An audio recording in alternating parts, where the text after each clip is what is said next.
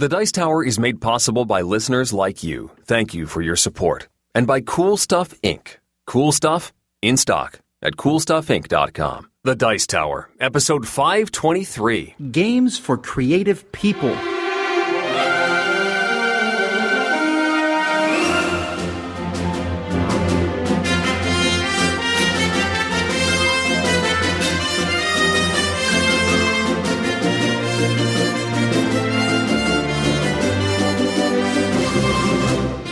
Welcome to The Dice Tower, a podcast about board games and card games, and especially the people who play them. On today's show, Tom and I are joined by Rebecca Thomason to discuss the most recent expansions for Potion Explosion and Orléans, as well as Wizards Wanted, Rialto, Paper Tales, and Bob Ross, The Game of Chill. We have information from Geoff on the best way to learn new information. We have questions about fixing mistakes, betting etiquette in Wits and Wagers, and more. And we finish up by suggesting our top 10 games for creative people. I'm Eric Summerer, and here's your host, the Jim Henson to my Frank Oz, Tom Vassell. This is one of those times where I almost feel like Eric just bestowed a knighthood on me. Well, maybe. You have an unhealthy obsession with Mr. Henson. No, I think it's very much healthy. Sam said something slightly erroneous, like the lyrics of a song on Facebook. So he was trying to quote the lyrics to Fraggle Rock, and he got it, totally wrong. He called it Frazzle Rock. He got it slightly wrong. No, he messed up, at least 6 words. Full Eric phrases. came in and was like, blah, blah, blah. I said physical pain. I'm simply stating that it causes me physical pain when people misquote Henson lyrics. And that is the definition of a nerd. Maybe. All right. Anyhow, if you've never listened to our show before, I am Tom Vassell, and I like to talk about board games. Hi there, I'm Eric Summer. I also like to talk about board games. Tom, how you doing? He also loves them up. I'm fine. Folks, thanks for sticking with us. We're very, very fortunate to have the hurricane not hit us as hard as it could have hit us. It still hit us, but if it had hit us directly, it would have been... I don't think we'd be recording this show right now. So a lot of people in Florida got hit. In fact, it hit the entire state. Very often does a hurricane do that sort of thing. But I don't often say this sort of thing, but the government did a great job at getting all the power back on and everything. Some people just got their power on a day or two ago. We were more fortunate than most. And now our thoughts are, of course, to the folks, as of the recording of this, in Puerto Rico, who just got nailed with another hurricane, which fortunately is missing us. So, yeah, it actually put us way behind schedule, shut down the studio here. We still don't have internet at the studio, but that's not because of the hurricane. That's because Comcast is an evil, demon-sucking, nasty piece of work. So you're a little displeased with their service? Actually, that's pretty much how I feel about Comcast in general. Oh, okay. I don't really... On a scale of 1 to 10, I'd rate them about negative 2,000. Yeah, okay. There's worse customer service, but it's mostly in hell. All right. Yeah. No, great. but I'm in actually a pretty good mood about that because I just expect that from Comcast. Sure. I hope not too many of our listeners work at Comcast. If you do, you should get a different job. But a big thank you to Mandy and Suzanne for sort of taking the ball and running with it and continuing to go while we were getting reset over the past couple weeks. Before we go any farther, though, we really should introduce our guest because we're making her be quiet. I know, she's being very quiet. Okay. Folks, today our third co-host is Rebecca Thomason from the duo of Rebecca and Hunter. Board Game Showdown, right? Yep, Family Showdown. Family Showdown. There's a lot of these showdowns and face-offs and things. And so she is one of the... she reviews games for the Dice Tower occasionally. And they come and play games at all the conventions with us, or some of the conventions. All of them. All of the ones we can make, definitely. And we're on Board Game Blender, and we like to do the Favorite Game Friday and Best of the Month, too. That's all Z stuff. It is. I really feel like there's some very specific stuff going on there. Well, welcome to the show. We're glad to have you. And Hunter and Rebecca were one of the participants in the mega game that we talked about a few episodes back, if I recall. Yes. That was fun. Oh, yes. That was a blast. Hunter was insane during that. He was so intense. Does he get that intense in every game? Oh, yes, he loves it. He loves role-playing. So he gets into the game and he likes to pick his persona and he goes with it 110%. So Yeah. Well, the good news is that we might, and this is might, it's not set in stone yet, we might run one of these mega games on the cruise. Really? Oh, yeah, well, wow. you know, the dining room area, Eric, we have it during the day. Yep. And so we could run one in there. I think that'd be super fun. Yeah. And we have the time to do it, right? Because there's lots of free time on a cruise. Sure. Especially when you're not at port, you know, when you're cruising around. Yeah, I think there's like 20 rooms left at the time of us recording this. Not many, and I'm pretty sure we're going to shut it down in August or the second week of August. I mean, October. Second week of October. Yes. My timing is all messed up here. I'm going to blame the hurricane for everything for about a couple years. That works. Okay. My wife says, "Did you take out the trash?" I'm like, "Hurricane." Sure, whatever works. The real hurricane, and I'm like, I'll take out the trash. But yeah. So the cruise, of course, DicetowerCruise.com. If at this point in time, please email me personally at dicetower@gmail.com and say I want to come on the cruise, and I'll put you in touch with Jason, who will sign you up. Also, we're not too far from Essen here. As of this podcast airing, I believe it's a month. Wow. Wow. Oh, boy. Yeah, I know. Oh, blah, blah, blah, blah, blah. So much to do before then. So many games to review. Mm-hmm. The games are just coming out right and left everywhere. I just got my boxes from Gen Con. We brought stuff back in suitcases, and then we had stuff shipped. Right. And for some reason, that stuff got shipped through Texas. Okay. They had a hurricane, too. Yes. They did. So they got slowed and rerouted and finally came to Florida in time for Irma. Oh, and good. then they got rerouted. So I just got 2 boxes today. Oh, man. The UPS guy came to my house last week, like on Friday, and he stopped by and he's like, "I don't have a package for you." And I was like, "Well, then why are you here?" He said, "I just want to let you know that there are packages, but there's so many packages we couldn't deliver them all, so that they're on their way." I was like, "Oh, great. You didn't have to tell me that, though." He's like, "Well, you're one of our daily customers." I was like, "Oh, great." Wow. I need to give the UPS guy a tip. You do, yeah. Come Christmas time. But, yeah, so I opened these boxes, and I was like, "Oh, no. I thought I was doing okay with the Gen Con games. I forgot I had shipped myself 30 of these games." Oh, wow. And one of the games that popped out, and I forgot that it was coming, was the Bob Ross, the game of Chill. Oh, I yes. have not yet played that, but I thought this would be a great segue into Eric's Game of the Week. This is the first one I wanted to talk about. Yes, Bob Ross, the Game of Chill, is based on the work of the famous PBS artist. The game's designed by Prospero Hall, and it uses illustrations, paintings from Bob Ross himself. Bob Ross If it didn't, that'd be a really bad thing. It would be. It would be really bad. So the object of the game is to get to chill. You earn a certain number of chill points, and the first player to get there wins. It's a race. And you earn chill points by completing elements of paintings. So you've got a painting, a Bob Ross painting, and you may have the happy little trees or the majestic mountains, and you will earn points for completing those features. And it's a set collection game. You're trying to get the proper colors you need, mix the colors together, and use the proper brush in order to complete that feature. Now, you get bonus points for completing it before Bob does. There's a little Bob tracker that goes along the bottom of the easel, and every time you roll Bob on the Bob die, he moves forward. And if you complete the feature before he does, if he reaches that point on the track, you get bonus points. And you get bonus points if you complete features before your opponents do. And basically, you continue along this way until somebody reaches chill.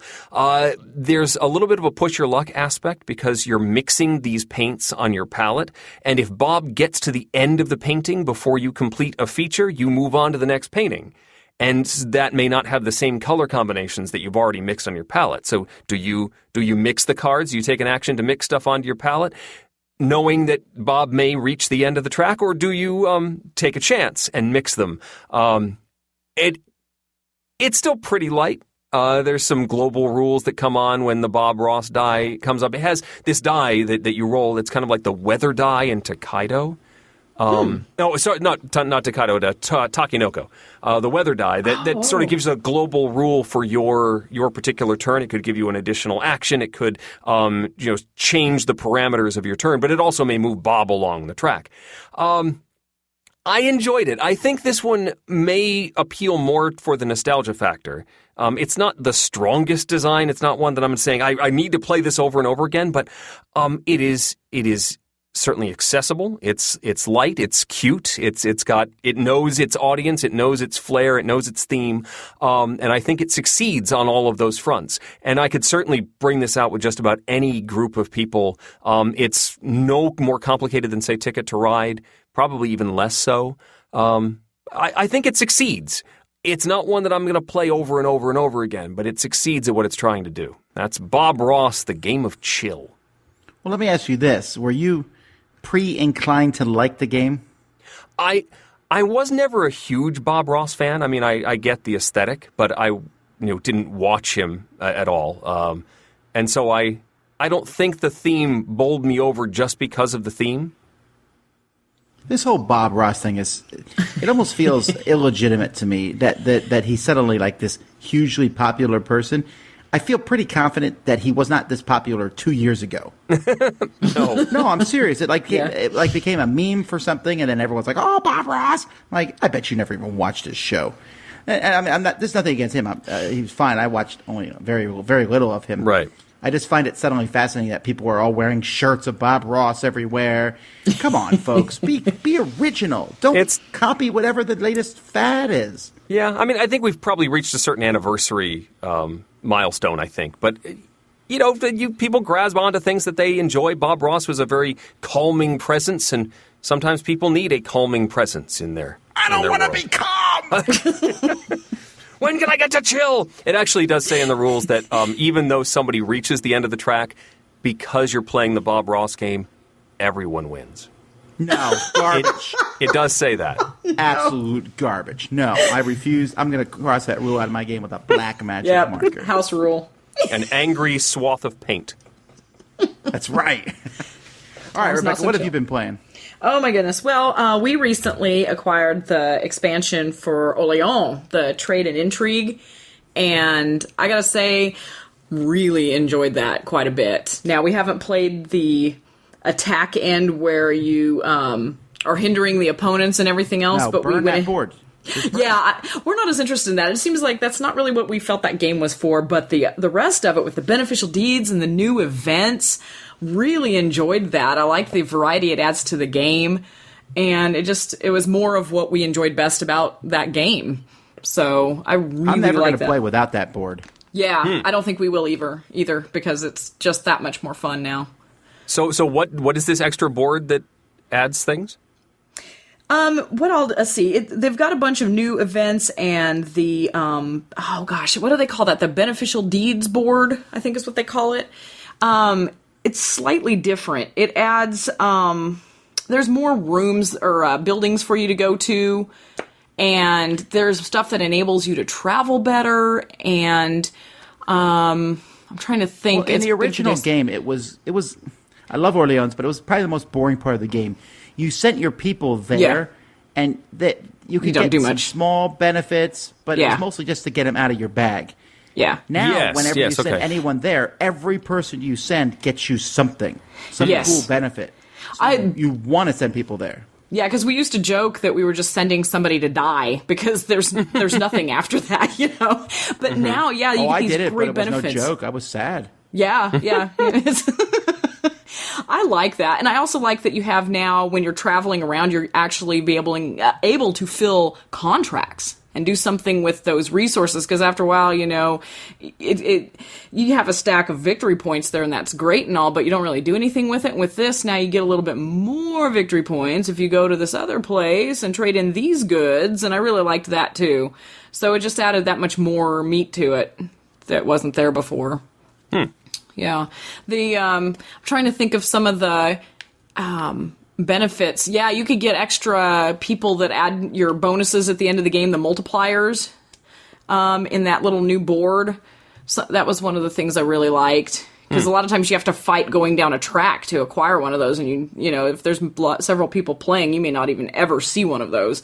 But you can now go and put one through the town hall and actually get these great bonuses and stuff. I really like that. So. Yeah, I'll never play without the couple modules in there. Yeah. Just the missions and that extra board. They just add so much to that game. Orleans is an amazing game. Amazing. It really is. It's one of my favorites. There's a sequel, or I don't know if it's a sequel, but there's another game by the same designer and company coming out of Essen. What? It's also a bag building game, so I'm just saying, I don't know. Oh my goodness. Well, I'll be keeping my ears wide open for that one because I love Orleans. It's one of my faves. Now, have either of you seen the box for Wizards Wanted?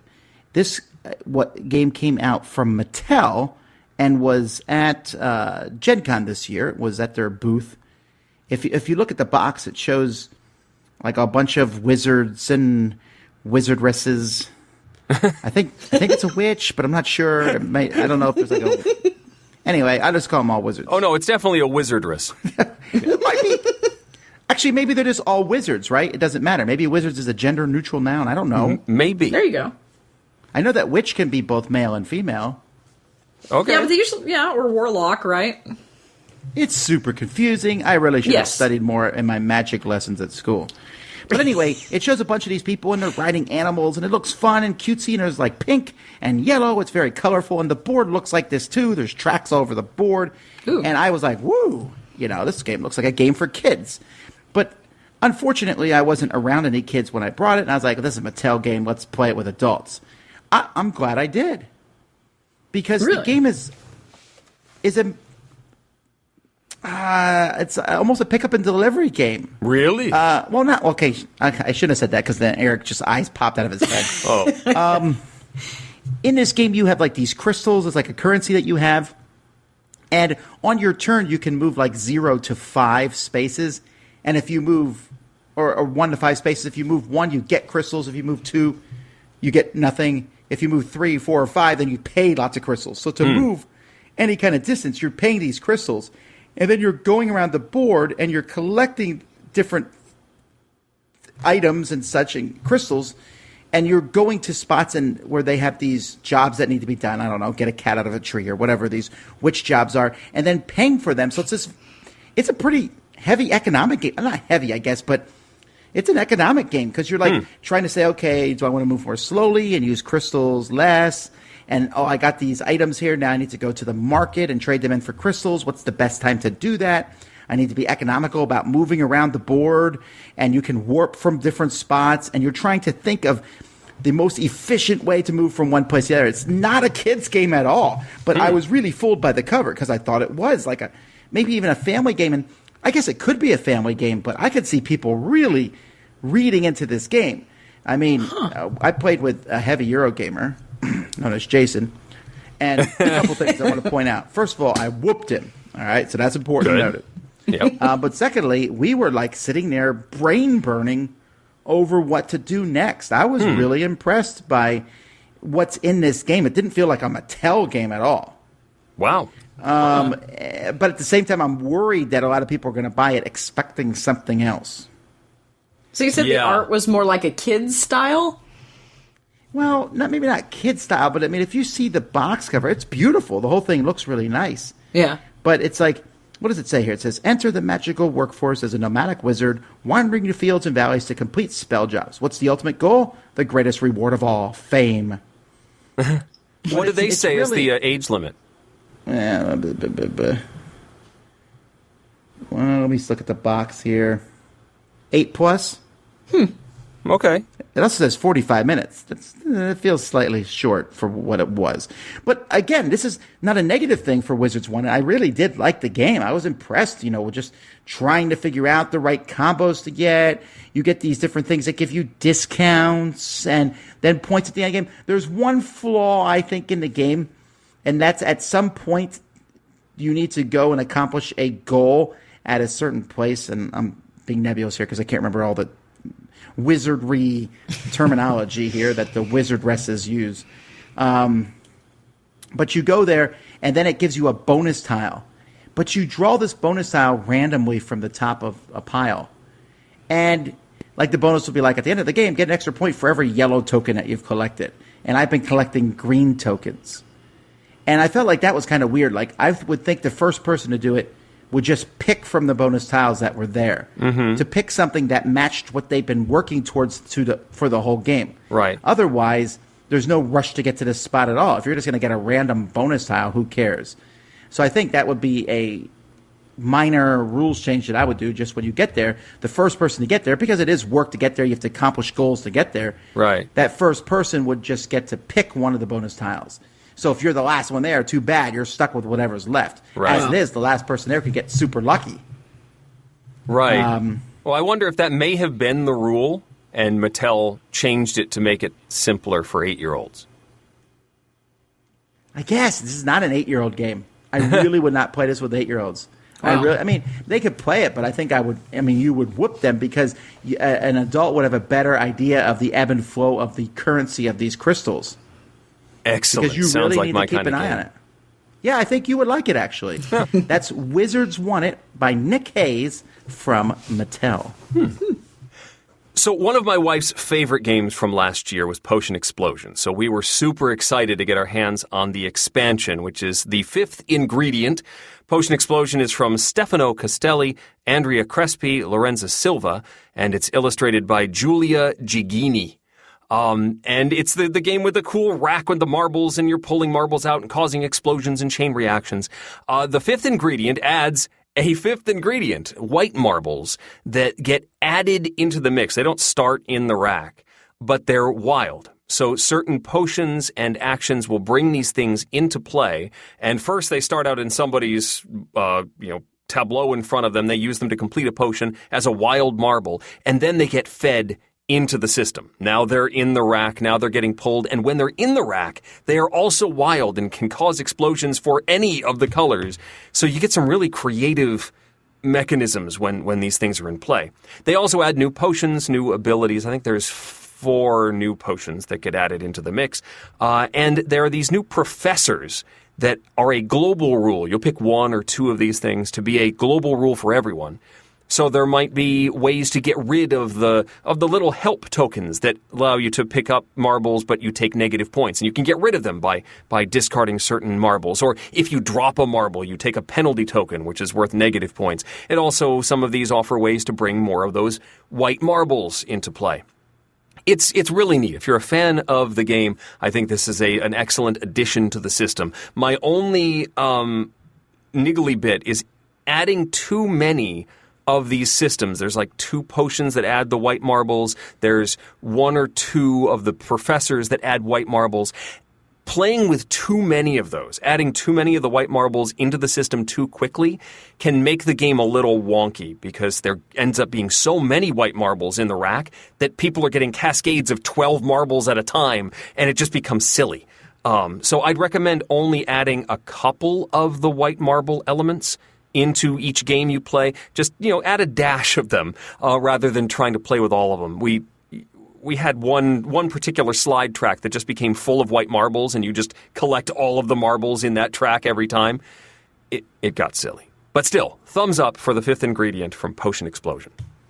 Okay, some questions for you about this. I haven't played it yet. Yes. If you were teaching someone the game for the first time, would you include it? I have done it that way. It adds a little bit more complexity, but not that much. I could do this if they were willing to do it, and it's not too difficult to strip it back out again and play with just the base game. Certainly by the second game, you could jump in with these, though. Will you ever play without it? Not willingly. Not unless somebody's really like, oh, this is too much complexity. No, I'm planning to teach it at FallCon, our local convention next month, and I will have the expansion integrated with it. Well, that's good to know. I haven't played that yet, and I want to so much, so I think I'll wait and get the whole shebang. Yeah, I like it. Very cool.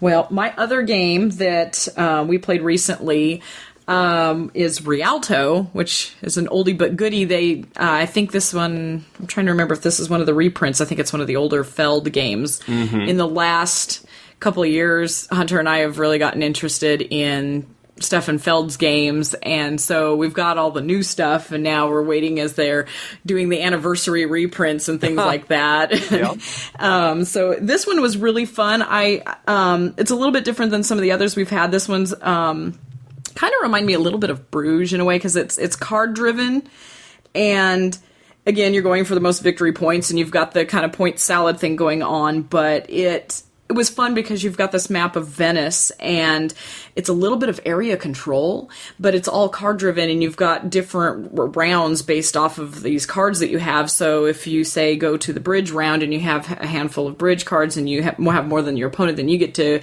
pick where you put the bridge, and each bridge has bonus points and victory points on it and everything. So you can have these bridges crossing over the areas where you've got area control, and you're going to get a whole slew of victory points.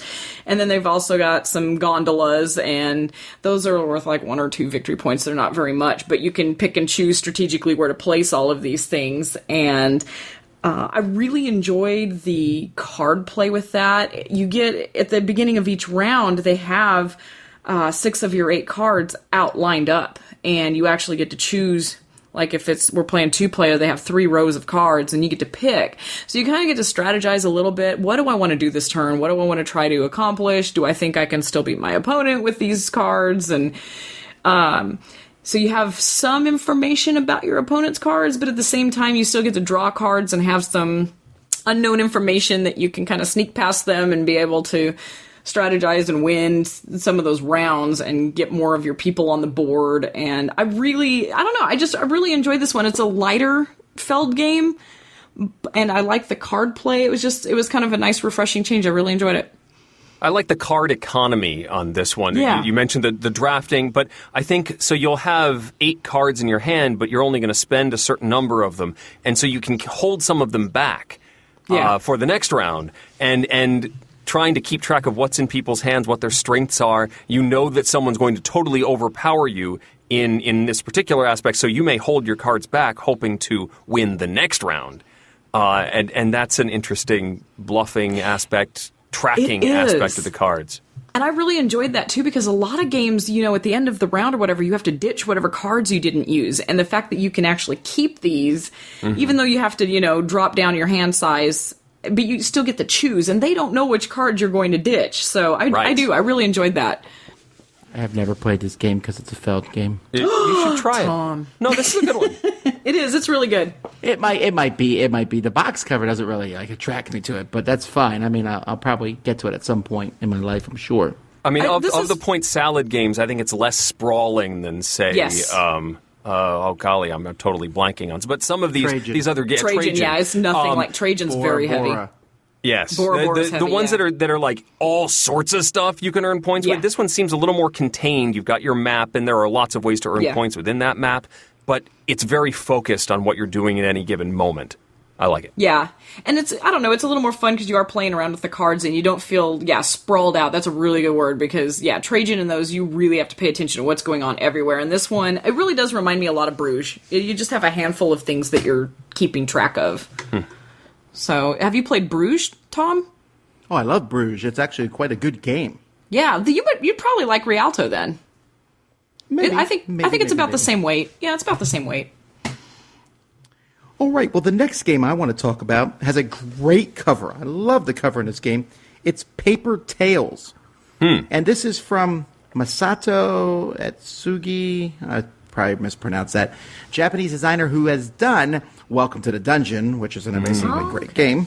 And I just taught some people that this week at GrandCon. Love that game. They were playing Bora Bora, and I convinced them to play Welcome to the Dungeon instead. Which doesn't make sense. But they were like, hey, do you want to play Bora Bora? And I was like, it's like 11 at night, so no. If it had been 11 in the morning, still no. But they're like, oh, we want to play a game with you. I was like, all right, well, we'll play a short game. So we played Welcome to the Dungeon. Or nice. Welcome Dungeon's a great game. Yes. Paper Tales, which is published by Catch Up Games. And I really feel like you have to say it that way. Because otherwise there's a whole bunch of jokes about ketchup. Right. But it's called Paper Tales because it's like a fantasy world, but the art in the game looks like paper dolls type a little bit. Like they cut it out of paper. I don't know how to explain it. I hope all the artwork looks like paper figures. Okay. It's very realistic looking, but it looks like if someone was really good at cutting out paper and made some stuff. I really like it. But it's a drafting game, and we all know that drafting automatically means the game is probably good. Yes. And in this game, you're drafting all these different warriors and different people. They're not all warriors. There's like a baker and stuff. But you draft these people, and you're going to keep 4 of them, or up to 4 of them, in this little box in front of you. Two characters in the front, 2 in the back. You keep them hidden, and then everyone reveals them at the same time. Each of them has a cost that you have to pay, so you have this money currency. Some are going to cost more than others, and you might not be able to afford the ones you want. Then you compare the 2 in your front, each have a combat power. Everyone has a combat power. And you compare those to your right and left neighbors, and you get points if you beat either or both of them, which is very similar to Seven Wonders. In fact, the game has a bit of a Seven Wonders vibe to it. But then all of them produce resources, or not all of them, but many of them will produce resources, and then you can use these resources to build building cards. Each player starts with, I think, 5 building cards. They're all the same, and you can build a building or you can upgrade a building that you've already built, and these are going to give you points or benefits as the game goes by. And that's pretty much it. Then you draft 5 more cards, and you do this 4 times. But it's so interesting as you take these, and you're like, oh, I'll take this guy because he's a really powerful person. I'll stick him in the front line, but doesn't give me a lot of other benefits. There's people with special abilities, and also these people die. At the end of every turn, you put a token on everybody. It's like an aging token or experience token, and then your next turn, anyone who has one of these tokens is removed. So you constantly have to replace people, although there's people who can add extra tokens to people or take tokens off of people. So there's people who can mess with that part of the game too. The artwork is phenomenal. It's a really good drafting game. I mean, I was just really blown away with how much I enjoyed this game. It came out of nowhere. I didn't even know that the designer was the same as Welcome to the Dungeon, or I would have had a much better, optimistic thing going into it. And I was like, oh, the artwork looks good. Let's play it. And when we were done, we just were all like, wow, that was really fun. Now, I am a sucker for drafting games, for sure. But this felt like a streamlined Seven Wonders to some degree. I mean, there's a lot of differences. But it had some similar feels to that, especially when you're attacking the person on your right and left. But you don't lose points if they beat you. You just don't get points. Oh, neat. So you could lose lots of battles, but get points in other ways. Like, there's one character who doesn't die ever. You just keep adding these tokens to him. At the end of the game, he gets points for every token on him. He's useless in combat, but you might want to work on that. So I don't know. I really, really like it. It plays 2 to 5 players. It scales pretty well. I'm really happy with this one. That's Paper Tales. Cool. Yeah, that's neat. I'm gonna have to look at that one because I really like the Welcome to the Dungeon and Welcome Back to the Dungeon too. So those are fun. This designer is really high on my radar now. I think, let me see if he's done anything else. Let's see, Dungeon Amanda. Well, that's basically Welcome Back to the Dungeon. Oh, he did a couple of the Lost Legacy games. And 12 Heroes, which I think I've played maybe. Well, maybe I haven't, but I want to now. Yeah. All right, let's keep going. Tales of Amazement. Closing the door on your house and your possessions on what may be the last time isn't something anyone wants to do. Yet this is the second time in the past 15 years we've had to do it. I hoped that time would be the last, but Irma had different ideas. Going to a hurricane shelter is a bit unnerving because, as you can imagine, everyone is on edge. This was a shelter that we were in charge of. As soon as we decided we were going to ride it out, we immediately worked on the process of opening up our church. It didn't make it any less difficult to be there. After we blew up our air mattress for myself, my wife, and our 2 daughters, we started to finish getting settled. We heard the family next to us having a tough time. We went over to talk and found out that their daughter, Amy, was having a really tough time, and they may have to go home and ride it out as she was really having bad anxiety. I reached into a magic bag, not pulling out magic elixir or a miracle cure, but instead a cardboard box called King of Tokyo. We invited Amy and her mother and several others to play the first game. That turned into another, then another. For you that have been in the path know that every 3 hours time stops and everyone goes to the TV to see the latest path prediction. Each time we would see that Irma was dead set on Fort Myers. However, a Saturday morning of King of Tokyo led to Amy teaching others King of Tokyo, then branching off with us to play Sheriff of Nottingham, then Smash Up, then another, then another. Then something weird happened. Every 3 hours people no longer went to the TV for updates. They would glance on their way for food, but get back to the tables. As it does, when a monster hits you with band after band, the power eventually went out. Without missing a beat, they kept going and played Zombicide by lantern.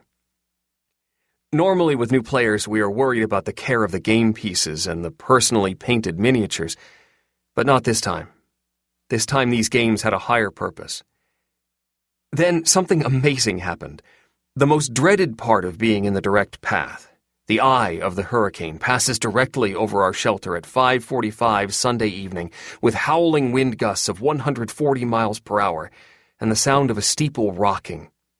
But people couldn't hear it over the sound of laughter and tapping on the table playing One Night Ultimate Werewolf. The storm passed and the back part of Irma moved over us, but Amy and crews of teens and adults kept playing until 3 o'clock in the morning, long after the storm was over. The next morning was bittersweet, as people didn't want to leave and go back to reality. I'll always remember that night, not only for the storm, but it was when a Category 5 hurricane went head-to-head with board games for attention and lost. For a moment, they even made Mother Nature's most intense wrath disappear, as it was more important to find out who would be King of Tokyo. Huzzah! Oh, that was absolutely lovely. I love it. Not much we can say after that one, huh? No! Yeah. I like how it all just became a party. Well, I mean, we that's what we were playing games too at the house I was staying at, because what else could you do? It takes your mind off the stuff that's going on. It's just that's great, because especially for younger people that don't understand what's going on. You just sitting there and absorbing it is too much. You've got to have something to distract you, and board games are perfect. Like they said, they didn't even need power, and they could still play. That's awesome. Right. Yeah. All right. Well, let's listen to Mr. Engelstein. 3,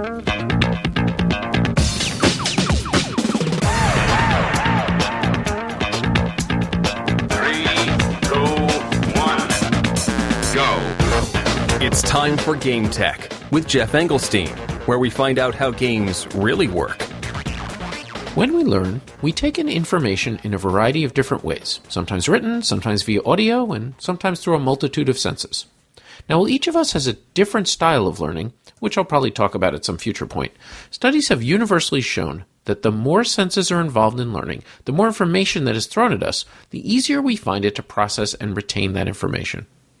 Now, learning a game is a great example of trying to convey information in different formats. When I write rules, I'm using a strictly text-based format, and initially when I write my trial rules, I don't even include diagrams and examples. Those come later when things are more settled, and I have a better idea of which areas people find confusing. Now, written rules are actually a pretty challenging and difficult way to teach something. Video games, which used to include extensive written rules, have completely gone away from that and teach players as they go. It is assumed you can just start playing a video game and it will teach you what you need to know. Now, adding illustrations and examples to rules increases the information that they can convey. It makes it easier for players to grasp the principles by seeing the rules in action. And the next rung up the information ladder is a video rules explanation, with someone talking and demonstrating components and gameplay mechanics at the same time.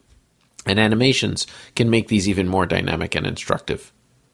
Finally, at the top of the ladder is a skilled teacher sitting at the table and explaining the rules face to face. This steps ahead of the video rules explanation by being interactive, allowing questions to be asked, the players to manipulate the components themselves, and for the explainer to see when people are confused by reading their body language and other cues.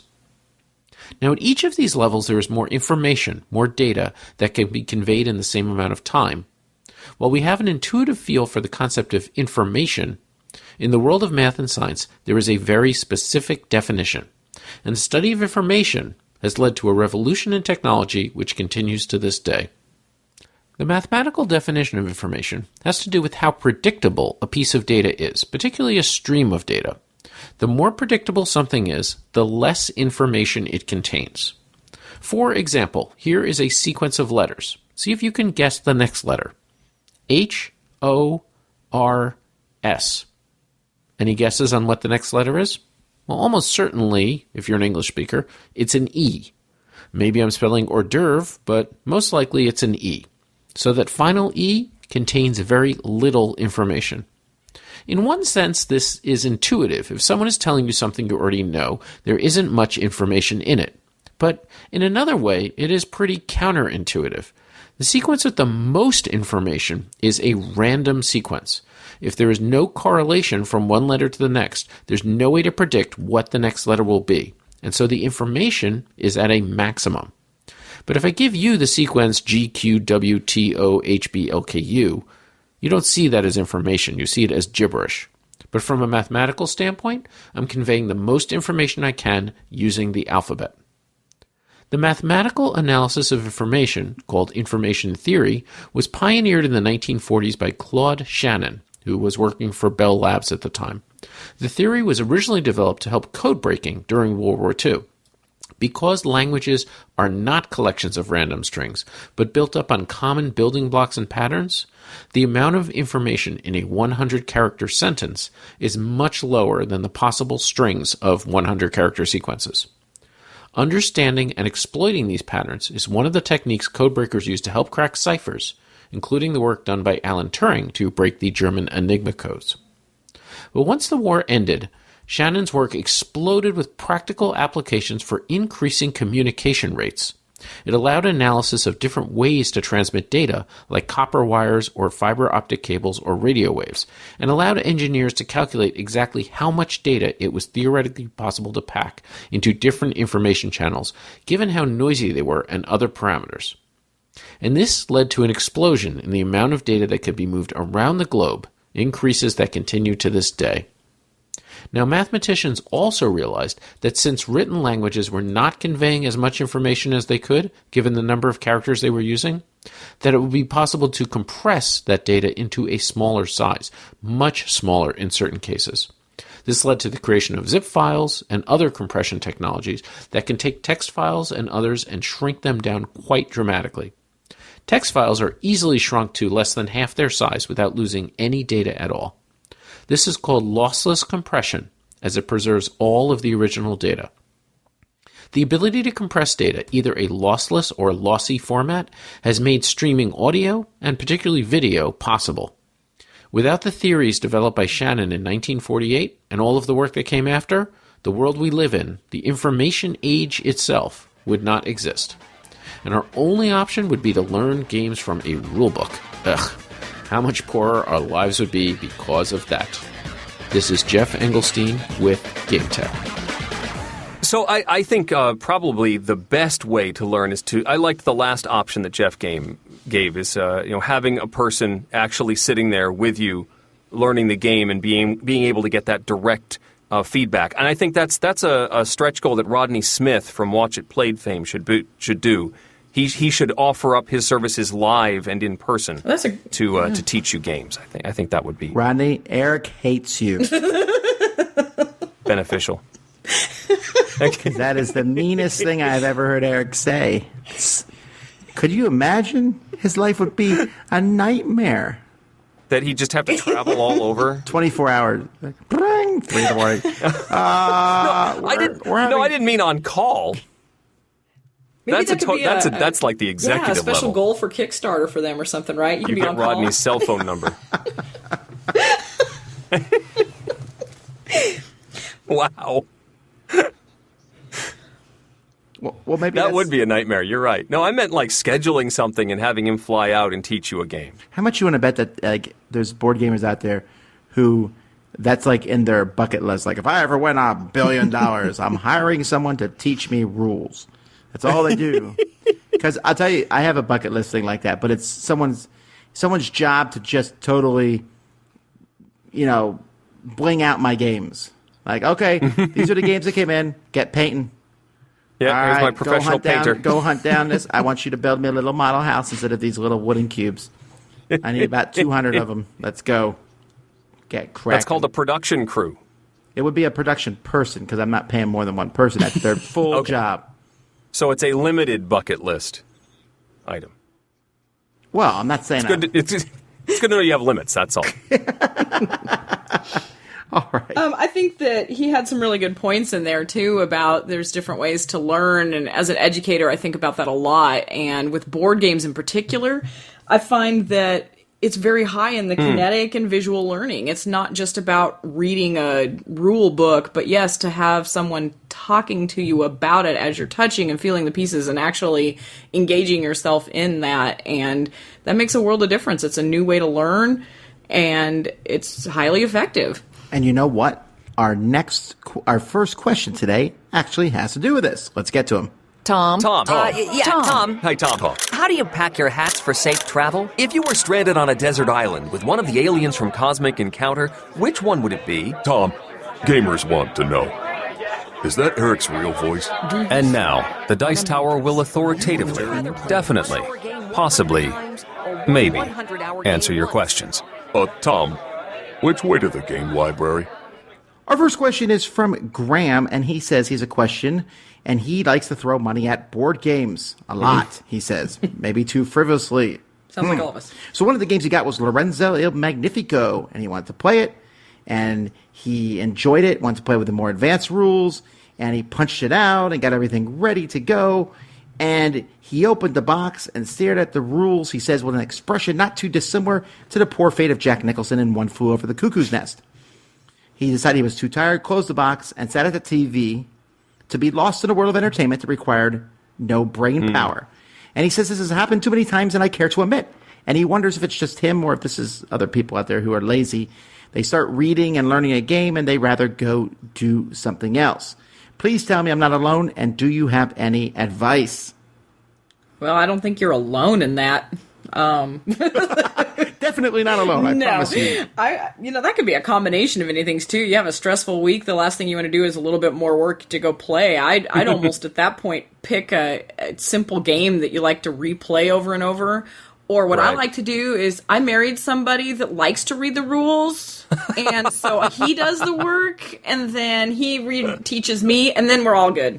So you're recommending that you marry into this. You just sort of drop a hint. You know, Hunter, I think we should play this. And then by the next day, he's got the rules figured out and you're all set. Yeah.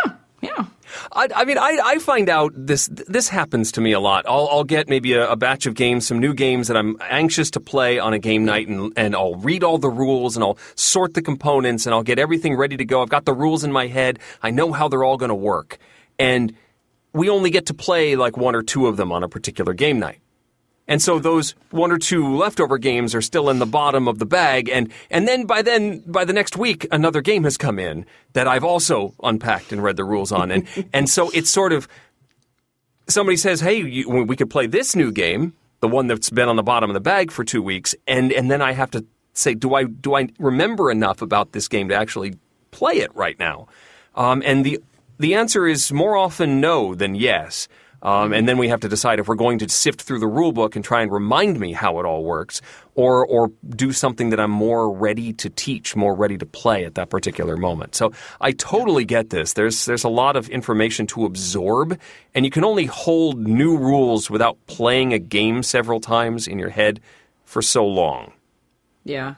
I've noticed, too, that sometimes, for the longest time, Caverna, we had this problem with it. We love that game, and we just, for whatever reason, it wasn't hitting the table, and a lot of it was we were just dreading the setup and having to look at the rules over and over again, and finally we're like, every time we end up just saying, oh, let's just do that, and then we'd play the game, and we'd have a blast. We're like, gosh, why do we always dread going through that again, And for us, like, in that particular case, it was, we really needed an organizer or something to help make the setup easier, and once we did that, then the setup was quick, and we found we didn't have that, hesitancy to get it to the table again. Right. So sometimes it's something mechanical, too. Not just all of the rules and stuff. I don't know. I guess it depends on the game. Look, I love rules more than almost anyone else. I like opening up games and reading the rules. And there are many times I open up the game, start reading the rules, and I'm thinking, all right, I jumped in, can't get out. I want to get out. Come on. But sometimes I'll pull out. At Grand Con, I got out a game that looked somewhat complicated and set it up and realized after setting it up that, oh my goodness, it was way more complicated. Started going over the rules, looked at the people next to me, realized that they actually both might physically die if I continued reading the rules. So I decided, hey, I don't want their deaths on my hand, at least, mentally. And I was like, rah. So we pulled it and played Clank instead. Okay. Which was a really good choice, okay? And I don't really think that's not laziness. No. Sometimes you just... Now, I mean, you are watching TV instead of... I would just play a different game. Yeah, play one you know better. Yeah, that's what I would pick do. a lighter game maybe or something that you play a lot and you know the rules too. But At the same time, if this happens to me, I have to be constantly remembering that it happens to other people. Yeah. There's sometimes I'm teaching a new game and people are like, oh, I don't get it. I'm like, are you kidding me? This is so simple. It's just like Ticket to Ride mixed with Katana and Carcassonne with a little bit of this thrown in the middle. And I might get it, but other people's brains are just like going, Right. and you know what that's like. And so It's exactly the sound it makes, too. yes. it is. And so I have to be caught, have that in my mind that sometimes I'll sit there and think, are these people idiots? And no, they're not. I'm the idiot for thinking that. But I need to be thoughtful that sometimes our brains just don't want to handle an overload of new knowledge like that. And being able to recognize that with your fellow players is important. I mean, you made the right call in switching games when you went to play Clank. If you had soldiered through just to make sure you got this game to the table, it would have been unhappy for everybody. So Laura wants to know how often we have house-ruled our games. Specifically, they were playing Wits and Wagers Party Edition, and one of their players, whom she's calling Bobette, refused to place her wager until all other players had placed their wagers. This was the final question. So, yes, it's important. You want to make sure that you're strategizing, I guess. But Bobette refused to make a move until the other players did. But then the other players said, no, we're not moving until you bet. And so they get this ridiculous stalemate, and no one's moving, and everyone's checking their watch and not sure when the game's going to end. Finally, someone made a move which allowed Bobette to bid, and they actually finished the game. But Laura is wondering what we have done at our Wits and Wagers game shows. Do we ever have teams trying to game the system and trying to bet last, seeing where everybody else goes before they put their money down? Do we make other house rules to deal with player-related problems and issues? Have you guys had problems with that? Because I know when we were playing the Wits and Wagers game, it was going so quickly. We had this deadline to meet that everyone was just racing there. And well, I think the deadline is part of us learning how to do that a little better. If we give everybody a lot of time, then you get the hoverers. We had games where somebody hovers over the board and they're watching. They know the clock. They know they've got 90 seconds or something to place their bids, and they're going to hover and watch what other people are doing. And that's when Tom starts forcing them to put their bids down or giving rewards for those that bid more quickly. The first people to get their answers down get an additional chip, or the first ones to get their bids in get an additional chip. So if we see that happening, we try and counteract it by giving rewards for moving fast. That's one of the things that just ticks me off. Yeah. When someone tries to game the system like that, you're really going to hover there and wait to see what other people are going to guess on? Guess on it yourself. What's wrong with you? Make up your mind. Don't be a namby-pamby.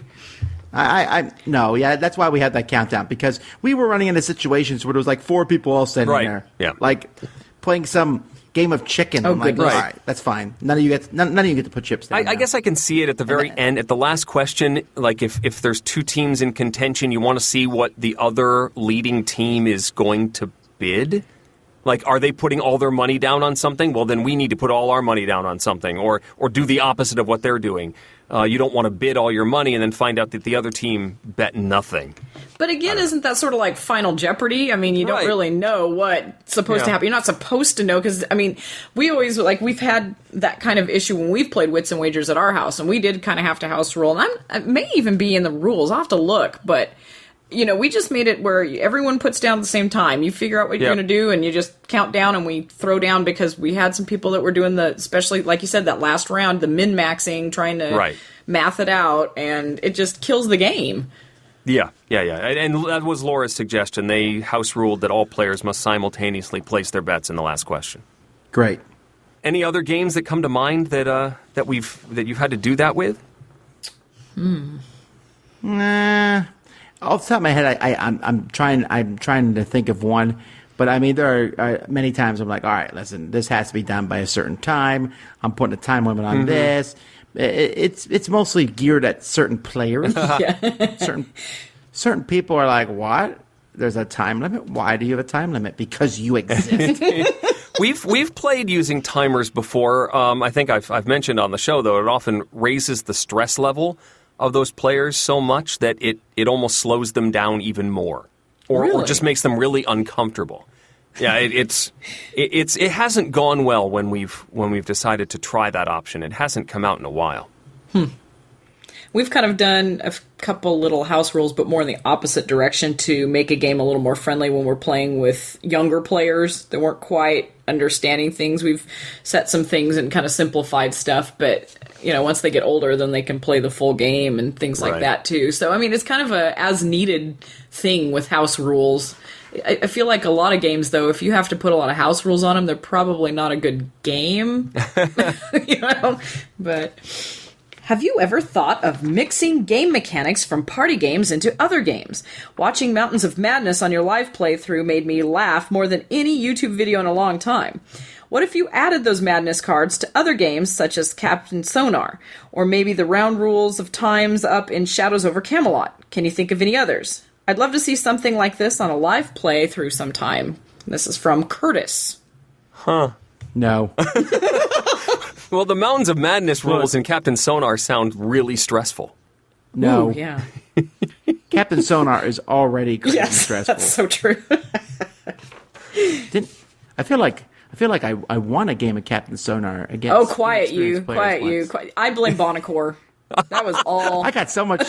You know what? In retrospect, I look at that like, why did that even happen? I swear. Because that's like something I'd never do in board games. Like, stack the kickball team so all the adults are against the kids, that type of thing. No, do you know what? And that is exactly what we did. I am pretty sure we know what happened and that dear Stephen was not playing right. Instead of like listening to what we were telling him and stuff, he was matching us. So he was constantly like knocking out the things that we were trying to enable for them to do. So I'd try to clear it so they could use missiles or something, and then I don't know what was going on. He was covering them up, so we couldn't use them. We fired like one thing once the whole game. It was just strange. So we told him that we're going to have to train if we ever had some kind of rematch, because I swear he did not get those rules right. Yeah, something was, like, someone was sabotaging everything we did. You were playing the traitor mechanic. Apparently. So yes, we have mixed some of our games, apparently. Just not to our own knowledge. We just didn't know. It was One Night Ultimate Sonar. Yes, that was pretty much what that was. The thing is that these silly rules, you know, Quelf, Mansions of Madness, the Meeple Circus, there's these different games that make you do different things. Sometimes they work in the context of that game. Mountains of Madness works because it does it in that game. But I'm trying to play the game most of the time, and these extra silly things, eventually someone is going to punch somebody else. And I don't want that to happen. Okay. So no Magical Athlete Captain Sonar is what you're saying. Magical Athlete is one of those games. But even Magical Athlete isn't so much stand up and sing Yankee Doodle Dandy every time you roll 4. No, it's all off of the other cards and everything. Well, for the most part. There were some things, if I recall, though, you're throwing dice down the hall or something weird. There was something weird. Or maybe we just ad-libbed that. I do tend to ad-lib stuff. Yeah. All right. Our last question is from Catherine, and she has a question about maintaining the game state. So she comes from a strong Magic the Gathering background, and you have very strict rules, right? But she was playing a game of Lost Cities. At the end of a turn, you need to draw a card. And that's counterintuitive to her because in Magic, you draw at the beginning of your turn. Yeah. So halfway through, she realized that she was missing 2 cards. So she was down, what's Lost Cities? 8 cards, so she had only 6. Which is crazy because I think 8 cards is already like a straitjacket in that game. And so the person that she was playing against protested that she could draw back up once she realized her error. She finished the game 2 cards down, and she said she finished the game with one arm tied behind her back. He said she finished the game cheating. Either way, she won. All right, so the question is, what do you do to maintain the game state if it is realized it is no longer true? Just carry on anyway, or, he's saying that the reason that this guy said no was because she would draw 2 cards in a row and drawing cards not intended for me, which is garbage. I'm so tired of that nonsense. If don't play a game with me if you believe that. Yeah, wow. I don't know if you guys ever played a game where you draw cards like, oh, I forgot to draw a card. It's like, wait a minute. That was my card. I'm like, are you serious? Oh, gosh. Because it's a deck of cards. Yep. It's shuffled. The random card you just got is very similar to the random card I just got. I would tell this person, this is not a Magic tournament. And then maybe not play with that person. Although, this just happened to us, right? We were playing a semi-cooperative game. What's it called? Among Us, it was called. And in this game, it's like a board game version of Resistance, sort of. And there's aliens landing, and you're trying to get these scientists to safety so the scientists can help beat the aliens. Awesome. So at some point, we realized that we were supposed to draw an event card at the beginning of the turn because someone didn't read the rules properly and explain it to everybody. Yeah, who did that? I don't know. The person teaching the game, who could have been anyone. Anybody. Yeah. Okay. Anybody does it. So anyway, after this was realized, we were all like, okay, we went a few turns. And one of the players said, why don't we just draw 2 event cards for the rest of the game? And I said, yeah, I don't really like doing that because the event cards are mostly bad, but we'll do it. And so we did that, and we lost. And then we found out that the guy who suggested it was one of the aliens. Oh. Which I feel that invalidated his... Nice. But here's the thing. It really was the fair thing to do at that point in time. Yeah. But sometimes this has messed things up where someone says, oh, I was supposed to do this, and I would have bid more in that auction, and I didn't realize I could take $20 last turn. And you're like, oh, but we already did the auction, and Right. we've done this. How do we go back? Just take some money. We try to do what we can. Yeah. And not punish the person who did it, especially if it's someone's fault. Right. We often have this, how far back can you take a move? Someone's like, oh, I didn't do this. Okay, quick, do it. And that was 20 minutes ago? No. Yeah, no. Yeah. Too bad. And so if it's me and I find I made a mistake, I'm like, oh, can I fix this? And if they say no, I'm like, all right, fine. Asterisk game. I would have won had I done this correctly. Yep. Yeah. And I mentioned it about 30 times just to bring home the point. Yeah. Maybe not really, but it's not that big of a deal to me, but I can see that it might be. I mean, I'm all for correcting stuff. If you forgot to draw a card, draw a card. If it's not going to affect the action of anybody else, go ahead and fix it. You should have. I earned a bonus last turn. I forgot to get my extra $3, and yeah, fine, take your $3. As long as it doesn't affect what other people are doing decision-wise. Unless the rules specifically state that there's a penalty for missing an aspect, like a sequence. The game talks about what happens if you don't draw your card, and it specifically says you play short for the rest of the game. Oh, so wow. it's spelled out that you have to follow all of the parts of your turn, including the draw at the end of your turn, in order to play with the full resources that you should have. You can't go back. And so then if it says it in the rules, yeah, absolutely. No, you can't. Well, it also depends how new the person is, though. True. I mean, come on. You gotta be merciful sometimes. Well, yeah, especially But, if it's the first time somebody's playing a game, right? You're always inevitably, especially those if you're drawing cards at the end of a turn, no one remembers that. So just draw the cards. It's at its heart, especially if it's a first game. you want to get the feel of the game and have fun with it. If Right. that's that tense, I don't know if you want to play that much like that. Well, I mean, you give them their one mulligan, and then Yeah. you just stare at them for the rest of the game and remind them. And, Yeah. I mean, if they're repeat offenders, you're like, okay, it's a little suspicious here. Yeah. You've had 3 mulligans. That's right. You get, from now on, a pass. you have to draw the card.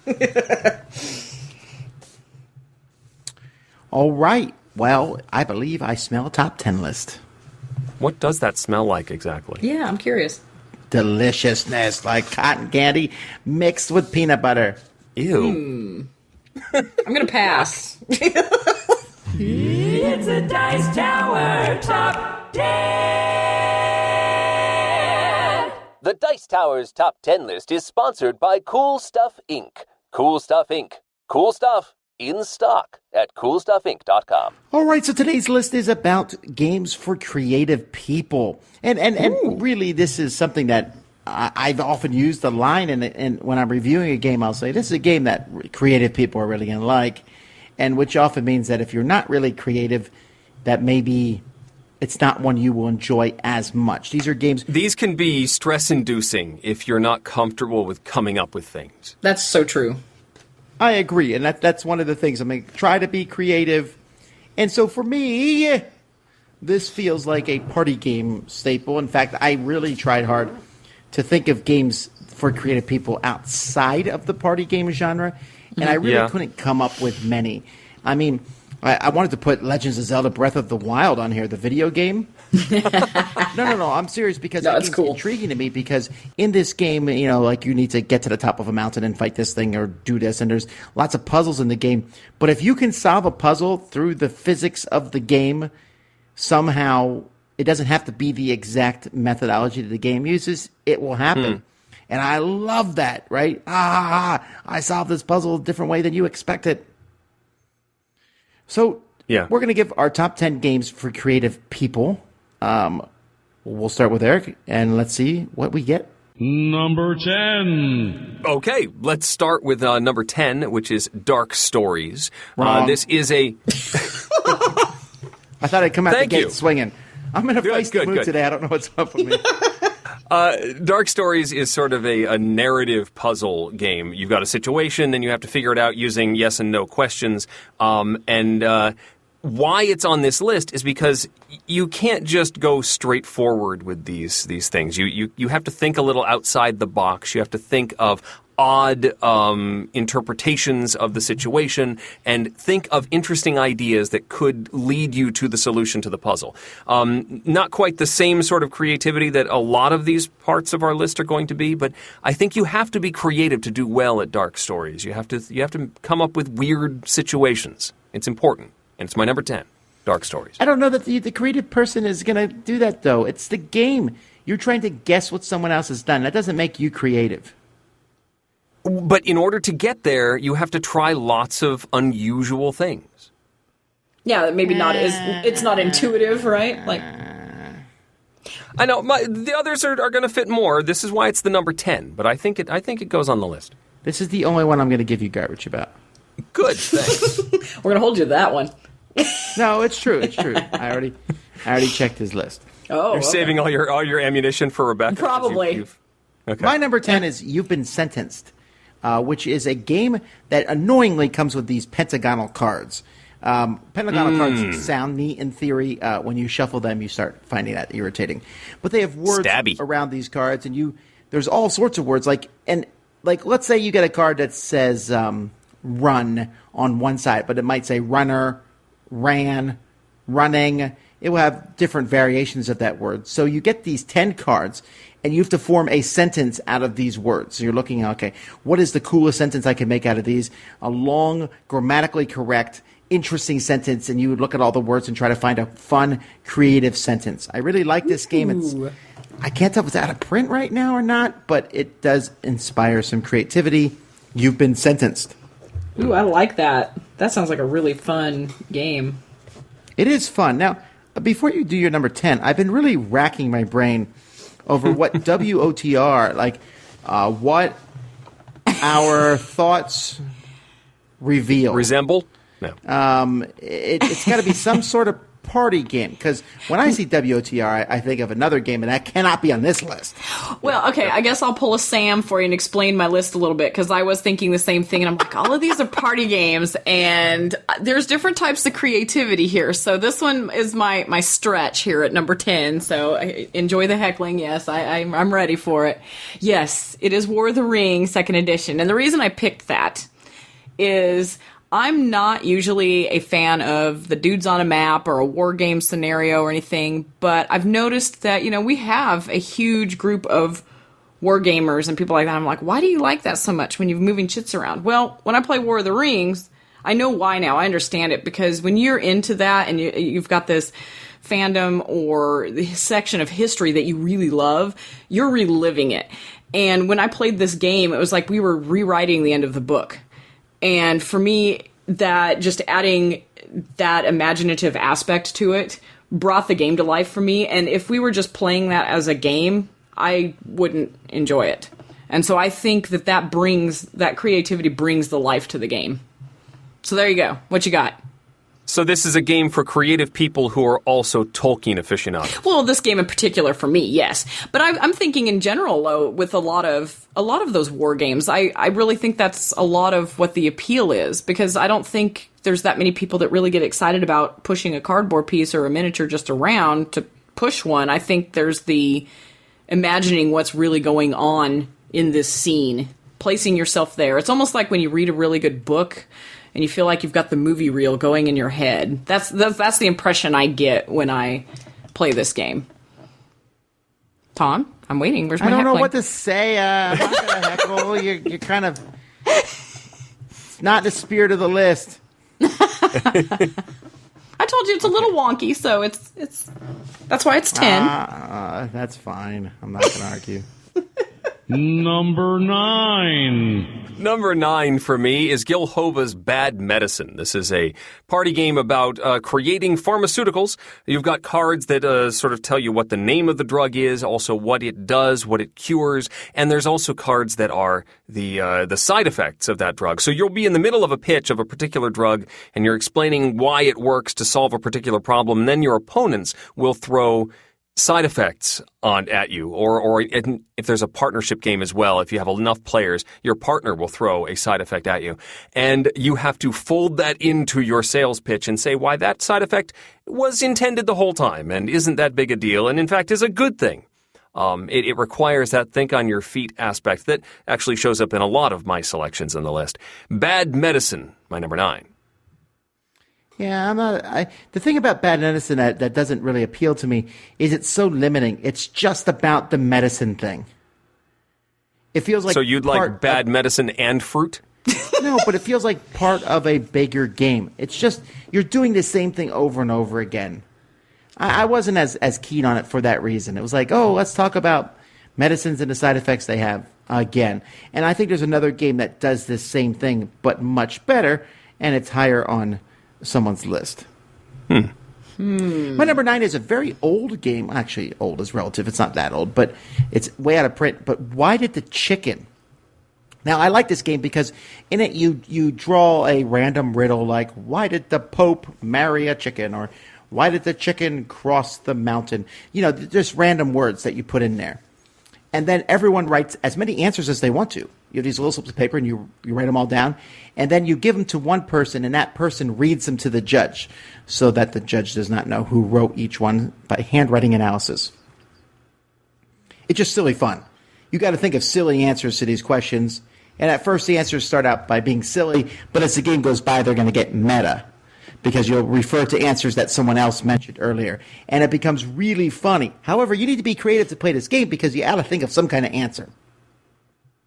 See, there's a lot of games out there like Apples to Apples where you can just throw a card in the middle. You don't have to know what you're doing. Right. You can just throw a card out there. But this game requires you to write down something. And so I really liked it. I had a lot of fun with it. I haven't played it in years, but I really enjoyed it. Why Did the Chicken? What, do you remember what year that one came out, or? 2004. Oh, okay. I'm pretty sure. Because I know I got it the same year I got Memoir, and that's when Memoir came out. Oh, interesting. Very cool. All right. I'm sure I'm going to get grief for my number 9. And incidentally, my number 9 probably would have been Bad Medicine because I could not remember that game. We played it at a game marathon one weekend and had a ball with it, and I could not remember the name of that game. But yeah, that game, we had a blast with it. So the pharmaceutical aspect of the game didn't bore us, that's for sure. So, but so in my place, I got another one I'll probably get heckled about so much, but again, kind of takes a different twist on the creativity, and that is Pursuit of Happiness. When I was a kid, we always played Life, and my girls loved playing Life. Just the silly, all you're doing is spinning that little wheel and driving around in a silly car and putting pegs in it and all that. I mean, it's pretty straightforward, but when you're little, you just have a lot of fun with that. And I feel like Pursuit of Happiness was like the big kid's life. And we always turn it into some kind of soap opera episode, and a lot of times we'll specifically try to get the weirdest hobbies possible that are available, or somebody will marry somebody, but another person comes along that's got better benefits. And so we've got this dramatic, relationship upheaval, and somebody gets fired from their job, and we like to kind of weave the story as it goes, and so it never turns out to be a normal game. But we really like enjoy hamming that up, and so for us, getting creative with that just kind of puts another life into it. So, and yes, I don't know that I would. No. Listen, that what you said makes sense. You do that when you're playing the game, and that's fun. I just don't know that it goes in a game that I'd recommend for others. No, that's true. I could see that. But I think that if they do something like that with a game like that, I think they would enjoy that more than just straight playing the game, if that makes sense. Yeah. It's true, a good but example I think you should do it in every game. That's true, too. That's a valid point. The rest of mine are pretty straightforward. It's not about playing the game. Yes. But it's about bringing it to life afterward. It's always good to tell the stories after this one. Yeah. Oh, yeah. Yeah. The rest of them are more normal in line with what you were originally thinking. So I'm sure the heckling will die out after that one. So we'll see about that. Yeah, I know, right? Number 8. My number 8 is In a Pickle. This is a word game in which you are playing with the sizes of cards. You're playing cards from your hand and trying to get cards to fit inside, or I guess encompass. I forget which order you play them in. So you can play like very straightforward with the physical size of things, but then you could play a card like Dictionary. So you might have a baby that fits in a bathtub, that fits in a house, but then you can play Dictionary and, well, the word house is in the dictionary, but then something could then be larger than the physical dictionary, and you can't be quite so literal in this game to do well. In order to get rid of all of your cards, you have to, be a little more outside the box. Mm-hmm. And I like having to think creatively in a pickle, my number 8. This is a really good choice. In a Pickle's a lot of fun. It will certainly cause a lot of arguments, though. Oh, yeah. A heads up, people are going to really argue over this one. My number 8 is higher on someone else's list, so I'll just daydream till we get to it. Interesting. All right. Well, then, my number 8 is Insider. And not werewords?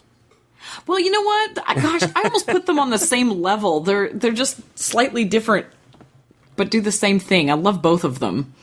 And I think that, yes, you could put them both there. And I just I own Insider. We don't own werewords yet, so I know a little bit more about Insider.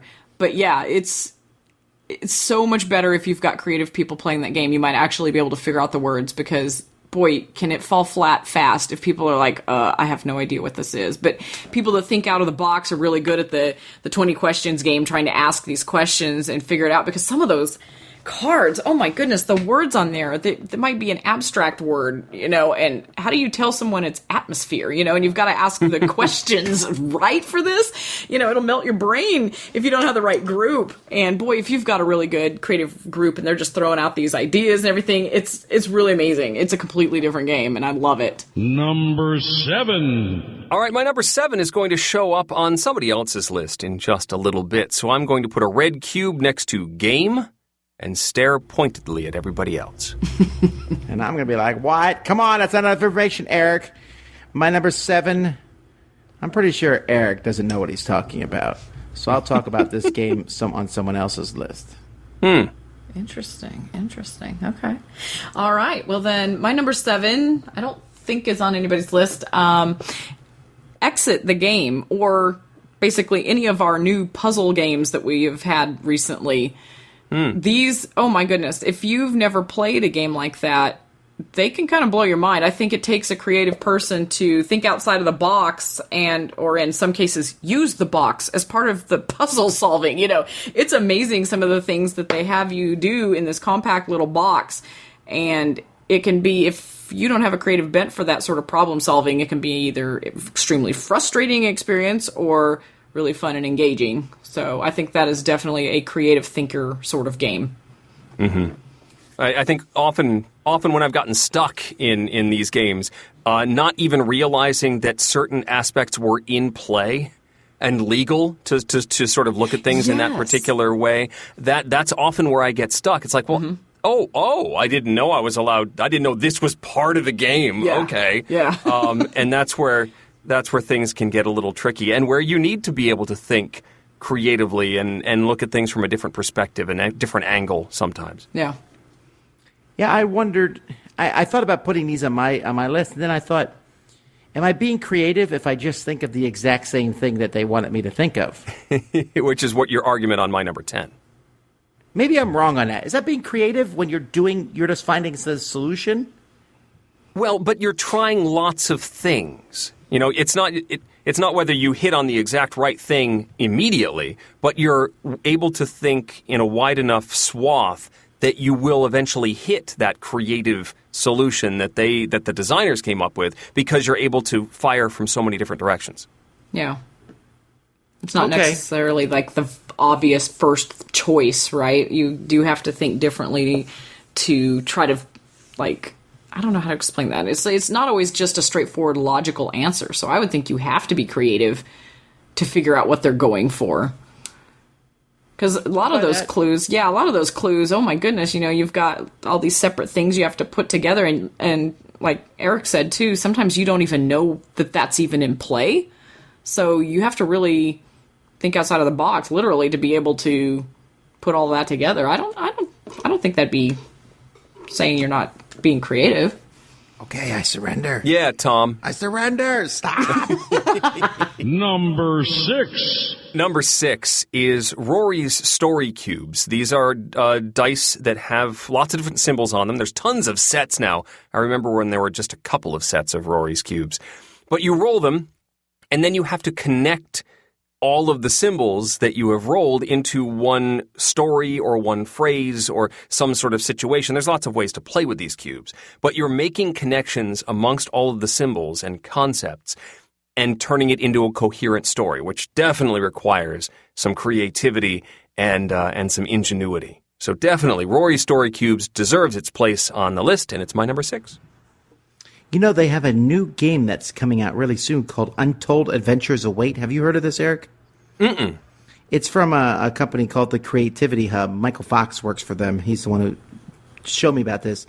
Yes. It's a quick-playing storytelling RPG that is powered by Rory's Story Cubes. Interesting. Oh, so cool. you have the story and you roll cubes or whatever, and you plug them into the story to show what happens to you on this adventure. So I don't know. It's and like an hour or less playtime, but the fact that you can plug in all these different things seems intriguing to me. I don't know. Yeah, how much of can a you put in can you put in the Batman story cubes? Well, I don't see why you couldn't. Okay. So, sounds like a good game. My number 6 is Imagine. All the people I was thinking that. living for today. I'm sorry.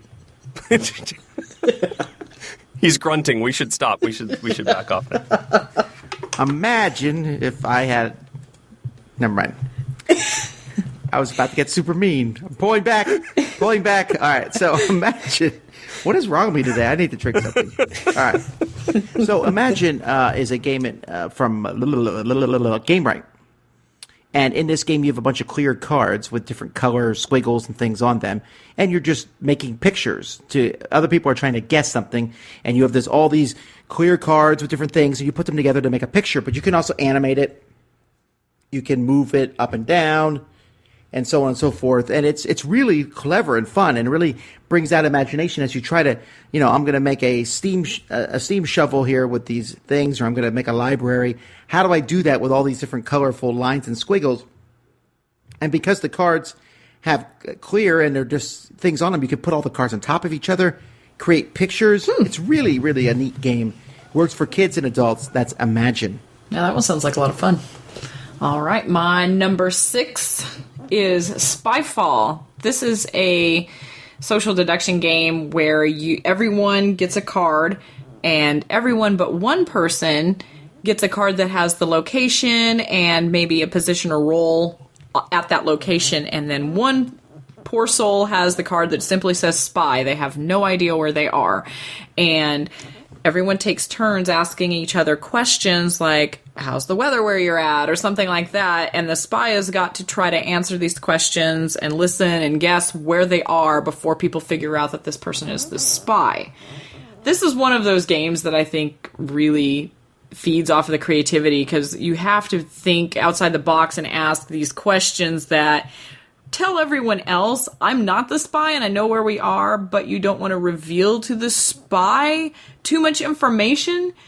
And it's also a game I don't think is necessarily for everyone, because being the spy can be incredibly stressful. Yeah. But it's really fun, and it's pretty crazy, and we enjoy playing the roles. We like doing the people, because sometimes, especially if you've got veteran players, you can start to figure out, you all know the locations and everything. So if you trick it up and you are playing the different roles, it's a lot more difficult for them to figure out, well, where are they then? Because the boss might be sitting in an office, but the rest of the people are outside or something. There could be a lot of confusion through using the roles. I really enjoy the craziness in this game, but it is very stressful being the spy in Spyfall. That was my number 7, and I completely agree. I think the game plays even better when you get really creative. And people are saying, if this place was a movie, what movie would it be? Or really fun, interesting questions.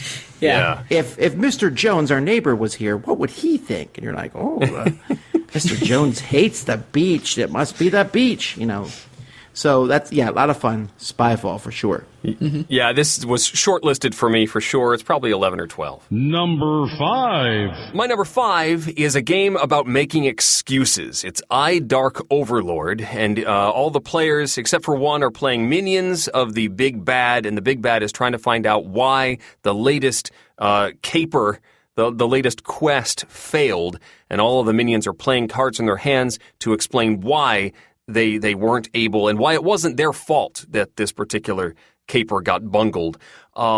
You need to play with a creative group and with a strict overlord, one that's not going to let stuff just slide. You can't just play cards and then expect to get by. You have to actually elaborate why and weave it into the narrative. But if you do so, this can be a hilarious game and very, very rewarding if you're one of these creative people.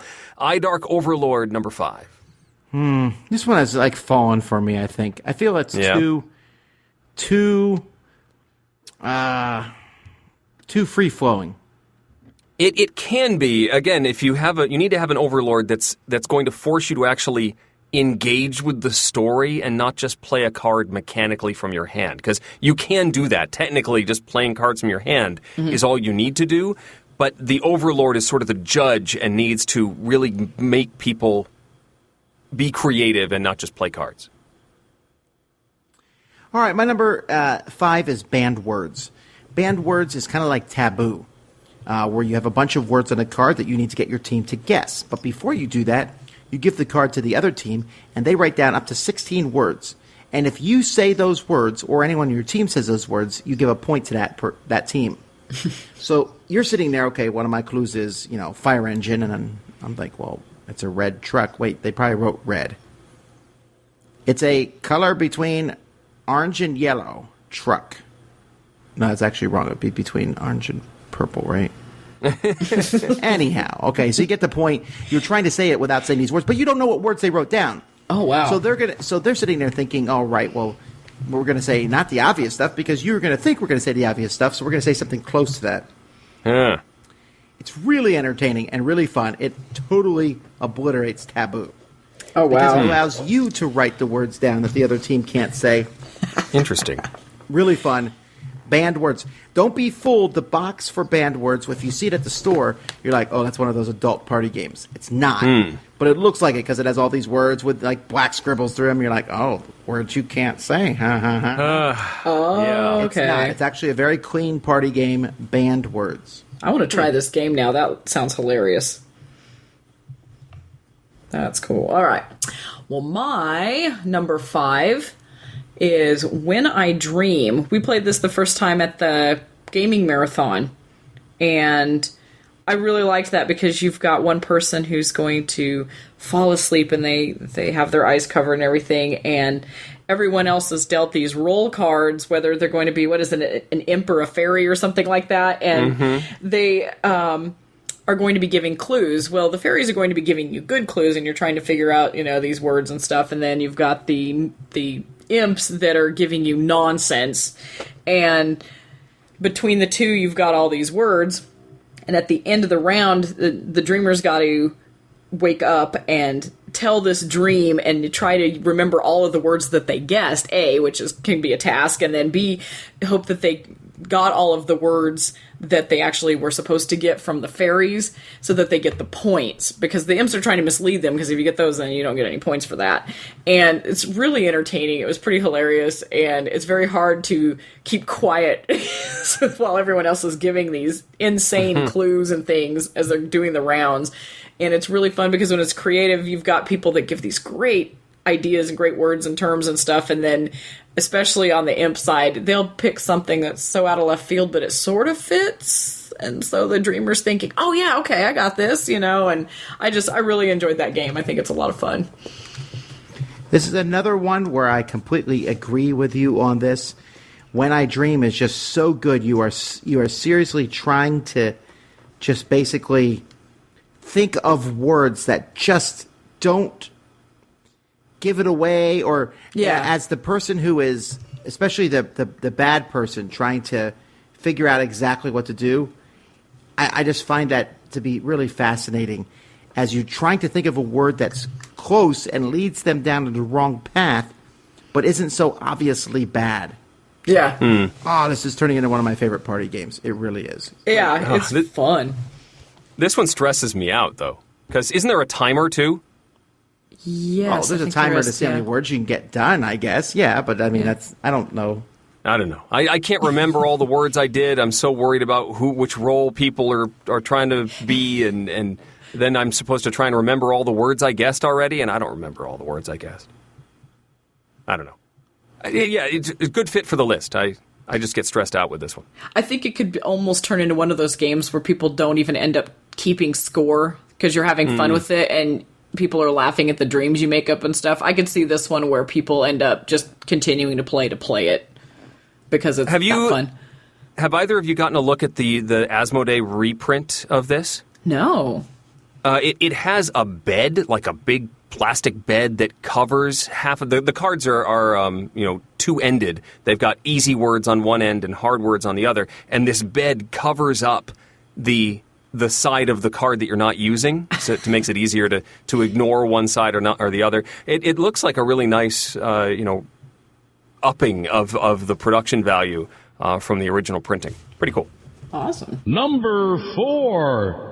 My number 4 is going to show up on somebody else's list. For the time being, I'm going to gaze upon this image of a bunch of balloons that contains a cottage with a bunch of people, each holding bunches of balloons. Sure. Sorry, my mind went a little off there. Okay, fine. My number 4 is Balderdash. Great party game. Balderdash is all about writing really entertaining definitions to words no one knows, descriptions of famous people who no one knows what they've done, B-movie plots, and I'll tell you, you play with creative people, and you will wet your pants because it's that funny. Balderdash is a hilarious, hilarious party game, and it is just so much better when you play with people who are writing down crazy, silly, fun definitions. Highly recommend it. Boulder Dash. Good choice, good choice. My number 4 is Sheriff of Nottingham. And this is one of those games where, sure, you can play it straight, and you could actually tell the truth the whole time if you want. But if everybody did that, it'd be pretty boring, I would think. And sure, you can hand over, people, you're trying to get past the sheriff with your goods, and you have a bag, and you're trying to... Some people are sneaking contraband through because they're worth a lot of extra points, and other people are just trying to bring their chickens to market, and honest peasants. And it's much more fun when you've got a bunch of creative people together to play this one, because next time, oh, good sir, I only brought these chickens, and that's all I have. And so everyone's talking in accents and throwing all these ridiculous stories, and I'm just trying to feed my poor, orphans. And they're like, wait a minute, you have orphans? That means you're not alive. And, and it's just everybody's making up all these stories. And the sheriff could tell you, I'm not going to open any bags unless this happens, or, you can take on all the sorts of craziness. This game, every time, has been largely entertaining, and that would be Sheriff of Nottingham. Number 3. My number 3 is very similar to Tom's number 4. That's Malarkey. Balderdash has a little bit wider swath of topics. Malarkey almost exclusively sticks to definitions. One player knows the definition of something, the others do not, but come up with bluff definitions, and you're trying to convince whoever's guessing that particular round to pick your crazy definition. So very similar to Balderdash. You have to be creative. You have to think of something that's just close enough to a plausible answer to get points. And Malarkey's the version of this system that I own. I don't have Balderdash, but they're very close to the same thing. My number 3, Malarkey. Actually, Malarkey is one of those games that you are required to play with creative people. Because literally you have to read, if you are the person who has the correct definition, you can read, whatever it is. Everyone else has to make it up on the spot. And that is way harder than writing it down. To just sit there and make up a credible story is really difficult. And I've seen so many people in Malarkey freeze up that I actually got rid of it because it just doesn't work with so many people. Because you're not right, you're actually physically saying at that moment, because Malarkey uses these folios, so somebody has the real definition in a folio, and then the others just have a card that says bluff. Yeah, you're right, that it's sort of mechanically a little bit different. Yeah, and I like it, but I just felt like there was so many... some people just have a hard time, doing that. I will say this, though. Play with all your kids. And if one of them wins, then they're a liar. And now you know. It's a good way to find out if your kids are good at coming up with stories. You're like, that's... Remember the other night when you said your homework had disappeared in a fire? Well. My number 3 is higher on someone else's list. Oh my goodness, there's more? Interesting. My number 3, I don't think is higher up on anybody's list. It is Time's Up Title Recall.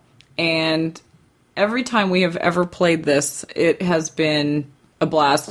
This is another one that takes creative and typically more outgoing people, because you're going to stand up in front of the group, and at first, you have to remind me, Tom, I always get them backwards because I haven't played in a while, but like the first round you can say or sing or whatever. And then, but eventually, each round something else happens. Like the next round, you can only use hand gestures. Is that right? Yeah, the first round you can say anything you want. Second round is one word only. Third round is... One word. Third round is just hand gestures, sounds, and stuff. Yeah. So, you're going through and you're getting the categories or the names or song titles, actors' names, all sorts of things, and... Sure, it's not too bad the first round. You got this. You're like, okay, I got this. And the next round, you're like, ooh, one word. One word for my group. You got to really think fast on this. And sometimes it's great because the other team will do something or your team does something and pretty soon there's a running gag and you're like, okay. But the other team also will know that you have this one-word clue also. So if they see you starting that, they might jump the gun and beat your team. So, there's just this really crazy frenetic pace to this game. And it's a lot of fun every time we've ever played it. Time's Up title recall. Number 2. My number 2 is Snake Oil. One player is given a role like cheerleader or pharmacist, and every other player has to take 2 cards from their hand that all have words on them, combine them, and sell some sort of good to this character and find the thing that is going to match what they need the most. And hilarity ensues. You have to think creatively to combine these words and make them connect and come up with a little bit of a sales pitch to really sell it. If you just lay down cards, it falls flat. But if you really play it up and make it a sales pitch, make it almost a commercial, it can really shine. Snake Oil is a lovely game, and my number 2. Yeah, I like Snake Oil. I just think that my number 3 is better, which we'll talk about briefly. I may agree with you. My number 2 is Word Slam, which is very similar to another game, which we'll talk about shortly. We're doing this backwards. But Word Slam, you have a bunch of words, just piles of words, and you have to give clues to other people by putting these words together in sentences or in just groupings. And it sounds like just, use these words to make them up, but you have to use them in very creative ways. It's really entertaining. I really enjoy this game. I'm really surprised at how fun it is as you search through all these different decks and try to put words together. This has been really a big hit this year with many people. Word Slam. All right, my number 2 was farther down on somebody's list. Mine! Why, yes. And it was Dixit. This game is great. You can play it with anyone because it's not language-based. All of the cards are pictures. Very trippy pictures. And what you're going to do is whoever is it for that round will tell could be one word or a phrase or, goodness, a story. And then you must try to find a card in your hand that you've been dealt that you think embodies that other people are going to choose that match whatever that person has said. So you get points for, if someone chooses your card, or if you you actually choose the right card that your it person had selected. And it's a lot of fun. A lot of times there's side stories. If you know the players, you're going to try to maybe pick one that one person might know that the other people don't know about. There's always side references and things. And you always get inevitably dealt that hand of cards. You're like, nothing matches. There's a little tiny duck in the corner of this card. I wonder if they'll see it, or something. It's just, it's a really fun game. And there's for the expansion, they have extra cards and things that you can add to this, which is great. So if you play the game a lot, you can go get more cards to kind of freshen it up a little bit. And I think it's got a really high replayability, really fun. And again, the more creative group you've got, the more elaborate the clues or the stories get. And it's a lot of fun. I really love Dixit. Yeah, this is my number 4. The real creativity comes from the storyteller, how much they want to provide, how long they want their story, quote unquote, to be.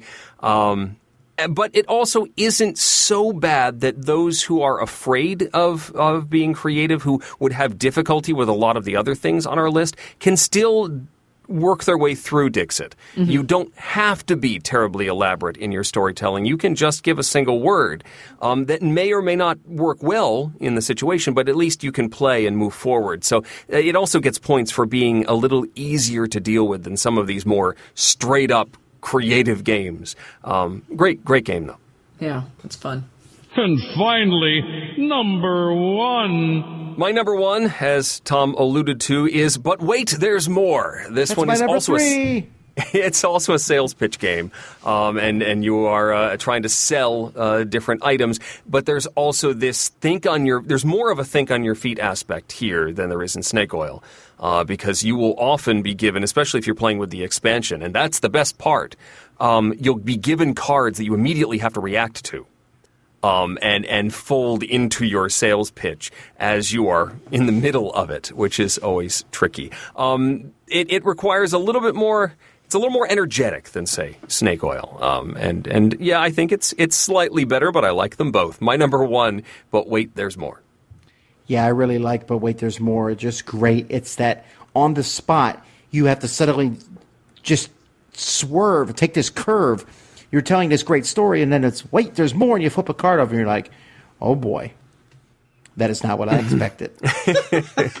It's my favorite selling game. It kills snake oil. Kills it. My number 1 is Eric's number 7, and that's Concept. Concept is such a great game for creative people. It's like 20 questions, sort of. You have this big board with all these different concepts on it, and you're putting cubes on these concepts to show that they're part of the thing you're trying to get everyone to guess. But you can put multiple cubes on a concept. The cubes can be stacked. You can slide one cube from one concept to another. The more creative you are, the more entertaining and interesting this game is. If it's a game at all, it's more of an activity. But it's really a lot of fun. I mean, if you watch someone who's really cool and thinks of neat things and concept, the game can be really, really fun. The number 1 game for me easily for creative people, Concept. Yeah, this is actually one that I didn't think of. I sort of stole this from your list, Tom. I didn't think of it until seeing what you had up there. But because usually when you're doing creative stuff, you're building up something, but this is much more about deconstructing concepts and taking some sort of idea, a book or a movie, and finding an element of it to split off and explain and come from this angle. And so it's a lot more about creativity in perspective, in looking at an idea, concept, a thing, than it is about building a new thing, if that makes any sense at all. It's still a terrific creative game, and one I enjoy as well. My number 7, Concept. Nice. I just realized I was supposed to not talk about this earlier. Whoops. Yeah, you just had to talk about it. Yeah, you must like to. it. You must not like it as much as I like it. Maybe Rebecca changed it after I made my list. I don't think that happened. No. There's no way to check the editing and see that. Oh, yeah, there is. I can't prove anything. Google Documents. Okay. Oh, yeah. So my number 1, somebody's number 4, might have been mentioned before a little bit, is Balderdash. And obviously, because Tom was just gushing about it, it should be his number 1 also, because it's just that cool. But no, everything he said and more about this game, it is such a great game for creative people, because you've got, like you said, those horrible movies and you're trying to figure out what the plot is, and you get this random date and you find out later, well, that was when Eli Whitney invented the cotton gin, and you're like, what? Okay. And just all of the obscure words that no one knows, but you get these creative people that are really good at writing it, and it sounds like a real definition, and you're like, well, maybe that's it. I'm going to choose that one. Nope. And so, and it's just really fun to see who's able to win and ride the wave of craziness through that game, because it does get really, really exciting, especially with the acronyms. I love the acronyms. Those are fun. Some of those, we end up looking them up afterwards. It's like, no, that's not a real thing, is it? And they are. It's so strange. They really make acronyms for everything. So, but yeah, Balderdash every time. This is great with a creative group. And I think it's good too, because you don't necessarily have to be outgoing to play this one, because you're writing down your answers and then people are choosing them. So it's not like you have to announce them or act anything out. And it's a chance for people to get creative and have fun, but not necessarily get uncomfortable about it. I agree. Great choice. Too bad I spoiled it earlier. Sorry. All right, so what did the people say? People said for number 10, they said Near and Far. Interesting. This one's a little confusing to me. Maybe it's a game that creative people will enjoy. Perhaps. Like I'm creative and I'm enjoying someone else's creativity. Yes, sure. Time's up. Number 9, mentioned. 8, Balderdash. 7, Paperback. Ooh, good one. Okay. Yeah, you're making words and things. Creative use of letters, yeah. Yeah, wordsy people. 6, Codenames Pictures. 5, A Fake Artist Goes to New York, which is like Spyfall, but with pictures. 4, Telestrations. Definitely one I considered. Yep. 3, Spyfall. 2, Codenames. And number 1, Dixit. Yeah. Wow. So why do you think Codenames didn't make any of our lists? I like it a lot, but I feel like anybody can play it. I don't think you have to be especially creative. I don't know. Sometimes I think unless everybody's really creative in that group, if you've got a mix, sometimes the creative people kind of flop because they think they did something clever and people miss the clue. Yeah, there's the danger. Yeah. Also, I think Codenames is a lot more about spotting patterns and Yes. connections, and maybe not so much about creating things. At least that's the way I was looking at it. Yeah. And then I can see where they're going too with the creative bent, though, because sometimes trying to find a really oddball connection between things, that does take some creativity, because sometimes you're sitting there going, an eagle and a fork. How am I going to combine? It's not something commonly combined either. So, I can see it either way. Trying an off-the-wall clue that might work. Yeah. If you think about things in a creative way. Yeah. Well, that's that, I think. Folks, we really appreciate you listening to our show again. Rebecca, thanks so much for coming on. Thank you so much. It was a delight. Yeah, it was a good time. I'm feeling less feisty. I've worked out all my aggression in both of you. Oh, good. Glad you feel better. We're here for you, Tom. No, folks, we're glad that you guys come on each week. Sorry we missed an episode before, but we'll try not to let it happen again. Essen is coming. Lots of great things, lots of great games to talk about. The year is coming to an end to some degree. We still have the last fourth to go through, but everything rushes together pretty quickly here. Don't forget, if you want to come on a Dice Tower cruise, to sign up for that now. The amount of games we're giving out is pretty impressive at this point. I think there's like 8 or 9 games everyone gets, so that's pretty cool. Anyway, until next time, I'm Tom Vassell. I'm Eric Summerer. And I'm Rebecca Thomason. And you've been listening to The Dice Tower. Thanks for listening. Promotional consideration has been provided by game publishers in the form of review copies of games. This episode, number 523, was recorded on September 21st, 2017. Coming up next week, Mandy and Suze have a new Victory Points segment. And in 2 weeks, it's our top 10 one versus many games. This podcast is sponsored by listeners like you. Thank you for your continued support. And speaking of support, the Jack Vassell Memorial Fund is dedicated to providing support to members of the board gaming community in their hour of need. If a catastrophic event has become more than you can handle, find out how we can help at jackvassell.org. The Dice Tower is produced by Tom, Mandy, Suzanne, and Eric, with assistance from Itai Perez, Derek Porter, and Rob Searing. The Snake of Stupendous Thighs is brought to you by Lisp Boa. Timothy Pinkham composed our theme, and hosting is provided by Cool Stuff Inc., where you can find great games at great prices at CoolStuffInc.com. Let us know what you think of the show by posting to the Dice Tower Guild at BoardGameGeek.com, following the Dice Tower on Twitter, or by emailing us at dicetower@gmail.com. And don't forget to visit the other shows in the Dice Tower network, including Four Corners of the Board, Boards and Swords, On Board Games, the Party Game Cast featuring the Party Game Cast, Board Games Insider, and Board Game Blitz. Find out more at dicetowernetwork.com. Until next time, from all the gang at the Dice Tower, have fun gaming. So I'm beginning to think that Tom doing the show with us is a sort of therapy for him. He gets all riled up,